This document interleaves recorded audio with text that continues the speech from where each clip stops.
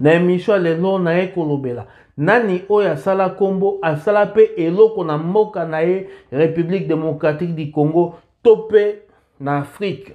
parce que tozali peuple noir toloba bosolo esikola biso topé asala eloko libanda na kolobela ngo kaka na émission lelo nani asala kombo asala pe eloko na mboka na ye topé na Afrique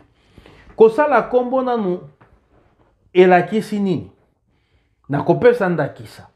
eza neti fali pour le moment asali kombo mais asali nini na mboka na ye asali nini na Afrique tokozwa moto mosusu lokola Koffi Olomide azana ba relation na ye asali kombo mais asali nini na République démocratique du Congo topé na Afrique tozali na batu misusu babeta ndembo basala kombo e basala eloko nini na mboka na ye tozali na batu misusu bakenda bongo kobeta basket na mboka bapaya basala kombo bazwa mosolo me asala eloko nini na mboka na ye me tozali kaka na moto moko oyo asala kombo asala pe eloko na mboka na ye pe na Afrique mobimba tozali kaka na moto moko oyo asala kombo na domaine na ye asali pe eloko na mboka na ye asali pe biloko na Afrique asali pe eloko na Amérique tozali bongo na Mutombo Dikembe azalaki bongo basketteur ya NBA yende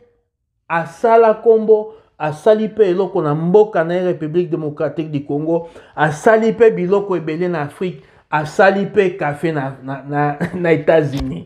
ezali Mutombo Dikembe yende mutu asala kombo asala pe eloko na mboka na ye na kopesa ndakisa hôpital Biabu Mutombo eyebani ezali hôpital moko monene asali kombo asali eloko na mboka na République démocratique du Congo tozali na ba école asali na Kasai asali kombo asali pe bitelo na mboka na ye yende moto oyo peuple congolais esengeli a soutenir ye bisika binso akozala ko soutenir ndeko na biso Mutombo Dikembe même na mboka États-Unis tango tomonaka café na ye wana sali esengeli pe to soutenir ye parce qu'azali ko soutenir mboka na biso République démocratique du Congo Mutombo Dikembe tango inso azali pe ko investir mbongo na ye na République démocratique du Congo na Afrique mobimba yende mutu asala kombo na domaine na ye asali pe eloko na mboka na ye pe na Afrique mobimba bandima ye na koloba bosolo ekosiko na biso nous devons soutenir sincèrement Mutombo Dikembe wana na koloba bosolo ekosiko na biso mbala sima tokoyeba Mutombo Dikembe azali nani Mutombo Dikembe abanda wapi et pona lelo à soutenir République démocratique du Congo oyo ezali mboka na biso ebanda ndenge nini Mutombo Dikembe bokoyeba vina ye kaka na lisolo ya Congo na koloba bosolo ekosikola biso pona lelo na soki wana napesa mbote te napesi mbote na mama bana nanga Niclette oya papa Bobi napesi Mika Paswa oya papa Lina napesi bandeko nanga nyonso ya